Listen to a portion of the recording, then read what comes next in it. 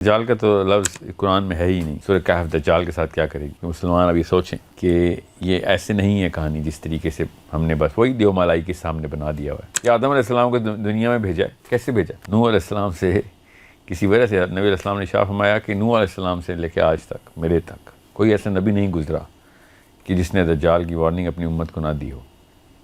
تو ہمیں پتہ ہے نا نوح علیہ السلام سے پہلے کافی سارے نبی گزرے ہیں.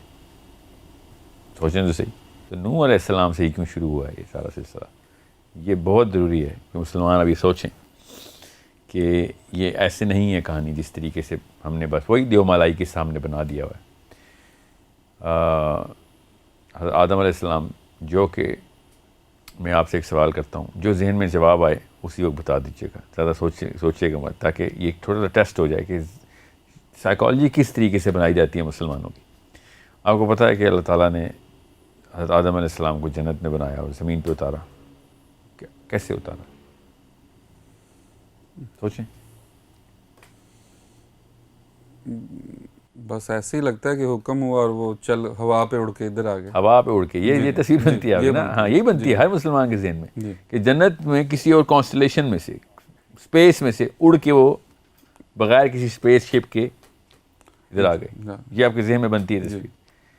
یہ ہے اصلی مسئلہ جو کہ مسلمان لڑکا لڑکی پوچھ رہا ہے، اور پچھلے انکل اور آنٹی کو، بزرگوں کو، پروفیسرز کو، مولوی صاحب کو اس کا آنسر نہیں آ رہا کہ آدم علیہ السلام کو دنیا میں بھیجا ہے. کیسے بھیجا؟ اب کوئی نہ کوئی صورتحال تو کرنی پڑے گی. میں نے اس لیے آپ کو کہا نا پچھلی تمام تر گفتگو میں کہ اللہ تعالیٰ قانون نہیں، دنیا اور کائنات کے قانون اللہ پابند نہیں ہے، مگر ان قانون کو توڑتے نہیں ہیں. انسانوں کے لیے وہ ایکسیپشنز نہیں کریٹ کرتے تاکہ انسان کے اوپر حجت انہی قوانین کی رہے. اور یہی قوانین ہی ہیں جن کے تھرو آپ نے یہ سمجھنا ہے کہ یہ وہ کرے کے اوپر جو فزکس کے لاز ہیں، خالی یہ قانون نہیں ہے. اب فزکس بھی ڈھونڈنا شروع ہو گئی ہے، اس کو ملنا شروع ہو گئے ہیں کہ معاملہ کسی اور طریقے سے بھی بنا گیا ہے. خالی یہ گریوٹی کا لا، خالی یہ فورسز، ویٹس اینڈ انرجی اس طریقے سے نہیں دیکھی جائے گی کہ اسپیڈ آف لائٹ ہے تو دنیا کی اور کائنات کی سب سے تیز چیز اسپیڈ آف لائٹ ہے. اسپیڈ آف ساؤنڈ جو ہے، اور ساؤنڈ کی اٹ سیلف ویو جو ہے، وہ وہی ویو ہے جو ہمیں سمجھ آتی ہے. ایسے نہیں. اب سائنس بھی آہستہ آہستہ خرامہ ڈسکوریز کر رہی ہے، اپنی طرف سے جو مرضی کر رہی ہے، مگر کوشش کر رہی ہے. مسلمان نے کوشش چھوڑ دی ہے. اس لیے یہ پورے کے پورے پروگرام کی ترتیب دینے کے پیچھے مقصد تھا کہ ہم دوبارہ سے اپنی نفسیات تو اثر نو ایک دفعہ اس کا محاسبہ اور محاصرہ کریں کہ بھئی یہ ایسا بھی کیا ہو گیا کہ جو صحابہ کے فوراً بعد جو نسلیں آئی تھیں انہوں نے سائنس کی بنا رکھی تھی، اور ہمارے جتنے بھی مسلمان ہیں وہ سائنس کے خلاف یہ بہکی دیو مالائی باتیں کرتے کہ بس اپنے آپ کو سیٹسفائی بھی کر بیٹھے. ابھی میں آپ سے کچھ سوال کروں گا اس سورہ کہف کی سیریز کے اندر جس سے آپ کو خود ہی سمجھ آ جائے گی کہ دماغ تیار ہی نہیں کیا جاتا مسلمان کا. سو حضرت آدم علیہ السلام جو کہ جنت سے دنیا میں آئے ہیں، ان کے ڈائریکٹ اپنی جو پہلی اولاد ہے ان کی، اور ان کے بعد ان انبیاء کی سیریز جو نوح علیہ السلام تک، ہمیں جیسے ادریس حضرت نوح سے پہلے کے. ٹھیک ہے، غور سے سمجھیں اس بات کو. حضرت نوح 8th جنریشن میں ہے حضرت ادریس کی. تو یہ غور سے سمجھنا پڑے گا کہ اتنے بڑے بڑے نام ہیں جنہوں نے دجال کی وارننگ نہیں دی.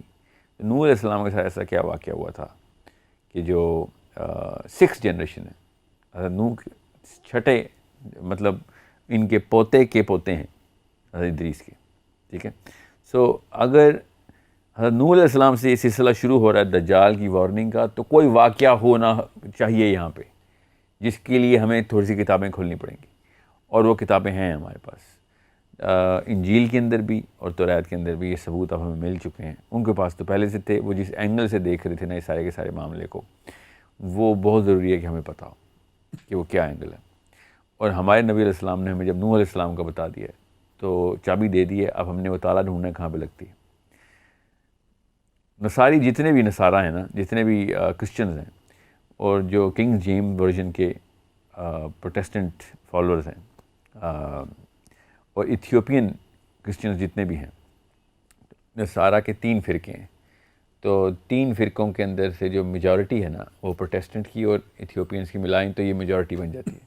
ورنہ آس پاس ہی ہے کیتھلکس اور پروٹیسٹنٹس کی تعداد. ان دونوں کی جو کتابیں ہیں نا ان میں کافی ڈفرینس ہے. انجیل میں کافی ڈفرینس ہے نمبر آف بکس کا اور ٹائپ آف بکس کا.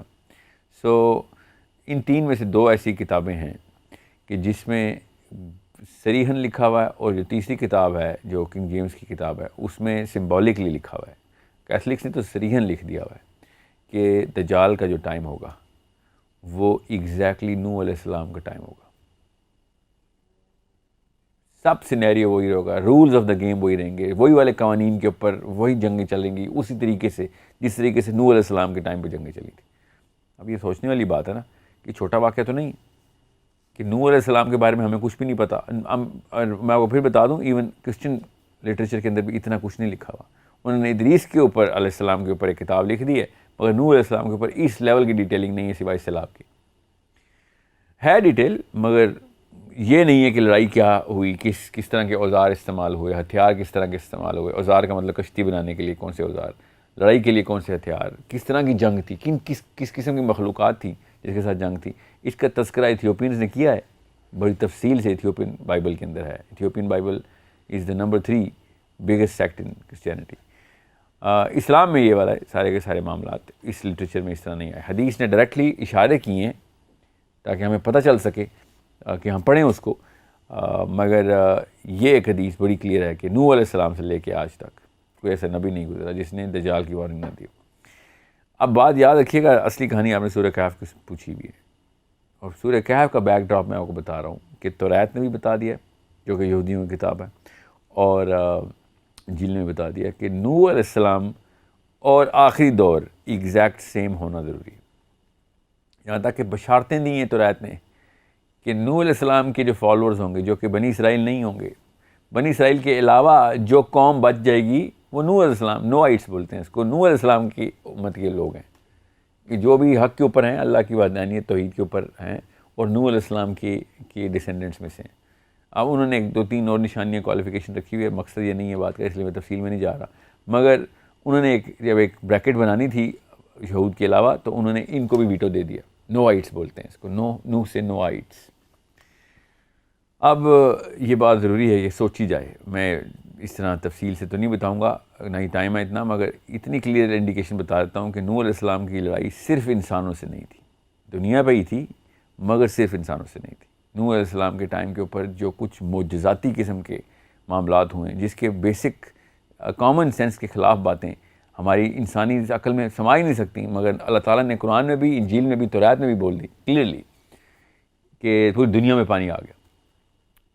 سوچیں تو صحیح، یہاں تک کہ عام دماغ اس کو ہضم نہیں کر سکا. اتنا ایک ایب نارمل ایونٹ ہے کہ مسلمانوں کے اندر بھی شاخیں بن گئی کہ نہیں دنیا پہ تو نہیں سیلاب آ سکتا پورا.